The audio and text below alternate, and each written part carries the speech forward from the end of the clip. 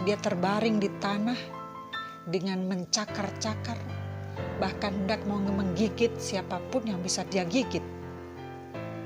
Di sana ada sekitar 5 orang yang menahan kakinya, kaki kiri dan kaki kanan, juga menahan tangan kanan, tangan kirinya, juga bagian bahu dan kepalanya.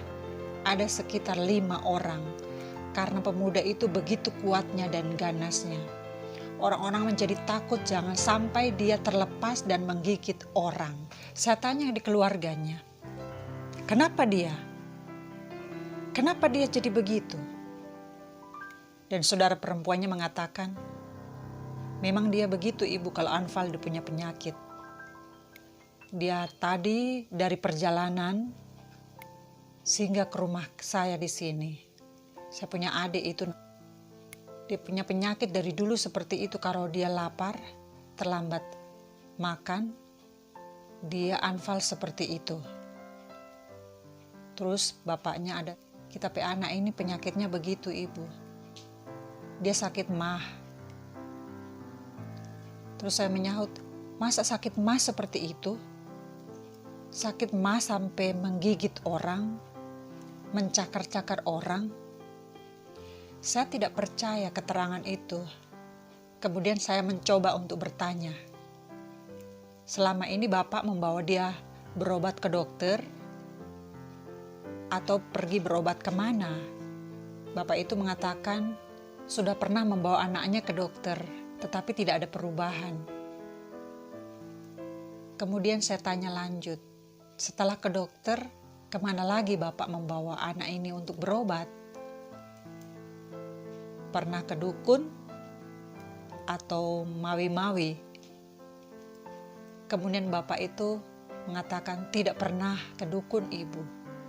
Tetapi saya selalu meminta majelis jemaat untuk mendoakan dia.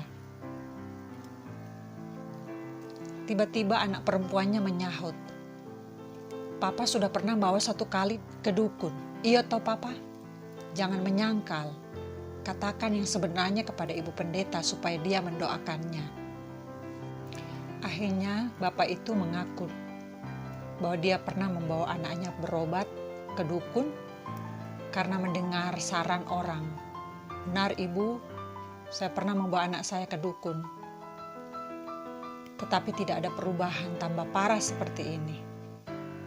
Sekarang ibu pendeta sudah ada, tolong doakan agar supaya anak saya sembuh. Saya bersedia untuk mendoakan Bapak punya anak. tetapi harus ada perjanjian dengan Tuhan, dengan sungguh-sungguh. Tidak lagi pergi ke dukun, karena itu salah dan itu bukan jalan Tuhan. Dan karena Bapak membawa ke dukun, maka anak Bapak seperti ini. Sangat berbahaya. Telah menyampaikan firman pada keluarga, mereka sepakat untuk berdoa, untuk meminta kemurahan Tuhan agar supaya anak ini disembuhkan. Dan pada saat saya menumpangkan tangan di atas kepalanya, dalam nama Tuhan Yesus, walaupun ada rasa sedikit takut juga, takut digigit, ketika saya menyebutkan dalam nama Tuhan Yesus, tiba-tiba anak itu pingsan seketika.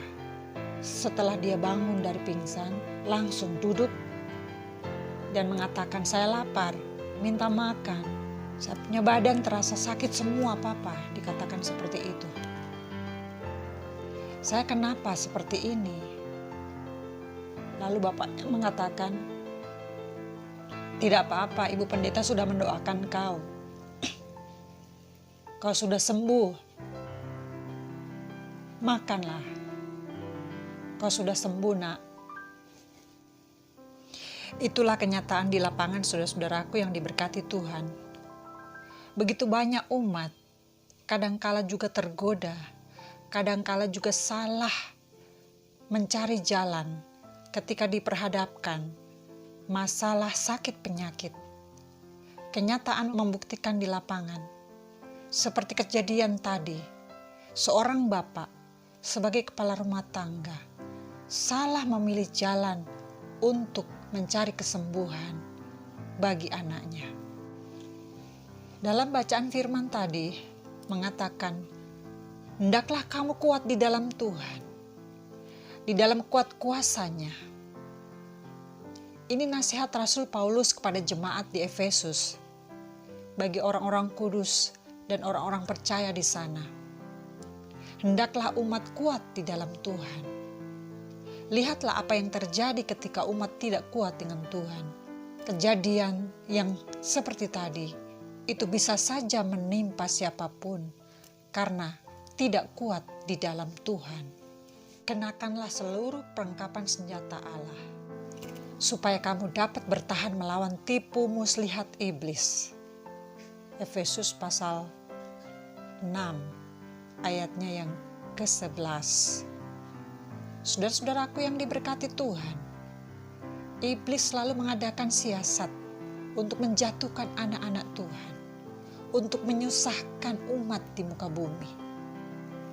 Tetapi iblis akan lari dan tidak akan berani mendekati saya dan saudara-saudara ketika kita kuat di dalam Tuhan Yesus.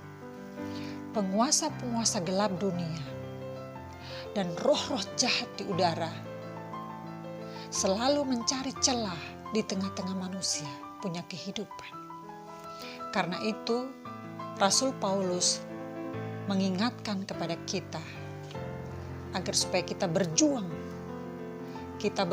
untuk melawan penguasa-penguasa gelap dunia dan roh-roh jahat di udara itu dengan kuat di dalam Tuhan. Jangan lengah, saudara-saudaraku. Di alam nyata memang aman. Begitu kita pulang kerja, mengantuk, langsung tertidur. Tapi ingatlah saudara-saudaraku, di alam roh yang tidak kelihatan, begitu banyak roh-roh jahat di udara yang berkeliling ke sana kemari untuk menelan orang-orang yang lemah di dalam Tuhan. Berjaga dan berdoalah selalu di dalam kekuatan kuasa Tuhan. Ketika kita berjaga dan berdoa itulah kita terhindar dari hal-hal yang terjadi seperti tadi. Kenyataan di lapangan begitu banyak kelemahan dari umat. Begitu banyak celah. Dirikanlah mezbah di rumahmu. Ketika kita mendirikan mezbah di rumah kita, yaitu selalu berdoa di kaki Tuhan, di sanalah api Roh Kudus akan menyala, saudara-saudaraku, dan akan membakar roh-roh jahat di udara yang tidak kelihatan oleh biji mata kita. Tetapi roh-roh itu akan terbakar ketika kita membaca firman, ketika kita bersatu bersekutu, mengagungkan Tuhan dengan pujian dalam roh dan kebenaran. Akan menjadi satu kekuatan yang dahsyat, saudara-saudaraku. Di zaman ini, baiklah anak-anak Tuhan, termasuk saya dan saudara-saudara, untuk mendirikan mezbah doa di rumah-rumah kita, di mana anak cucu kita berada. Disitulah Tuhan akan menyatakan kemuliaannya. Di situ pula Tuhan akan menyatakan perlindungannya, juga kekuatannya yang memberi kekuatan bagi saya dan saudara-saudara untuk bisa menikmati hidup dalam damai sejahtera di dalam Kristus Yesus. Waktunya sekarang, saudara-saudaraku, untuk mempertebal benteng perlindungan di rumah orang-orang percaya, untuk melawan, untuk menutup pintu celah agar supaya si jahat di udara jangan mengadakan penyerangan bagi kita dalam bentuk seperti apapun juga. Sekali lagi firman Tuhan mengingatkan kepada saya dan saudara-saudara, hendaklah kamu kuat di dalam Tuhan, di dalam kekuatan kuasanya. Efesus pasal 6 ayat 10, sebagai satu kekuatan yang dahsyat untuk melawan penghulu-penghulu dunia yang gelap ini, untuk menghancurkan kekuatan roh jahat di udara. Yakin dan percaya saudara-saudaraku yang diberkati oleh Tuhan, ketika saya dan saudara-saudara ada di kaki Tuhan, ketika kita mendirikan mezbah di rumah kita, ketika kita mempertebal benteng doa, disitulah iblis tidak akan bisa berbuat apa-apa, tetapi iblis akan bertekuk lutut di kaki Tuhan. Mari kita menikmati kehidupan di dalam Tuhan, di dalam kuat kuasa Tuhan, sehingga apapun yang terjadi dalam kehidupan ini, kekuatan Tuhan akan selalu nyata. Keajaiban dan mujizatnya akan dinyatakan bagi orang-orang yang percaya, termasuk saya dan saudara-saudara yang saat ini di mana berada. Apapun yang saya dan saudara-saudara alami, apapun doa yang ada dalam hati dan pikiran saudara-saudara, kuatlah di dalam Tuhan, di dalam kekuat kuasanya. Yakin dan percaya, Tuhan tidak akan pernah meninggalkan. Tuhan akan selalu menjaga dan melindungi saya dan saudara-saudara kemanapun pergi dan berada. Terpujilah nama Tuhan Yesus Kristus. Amin.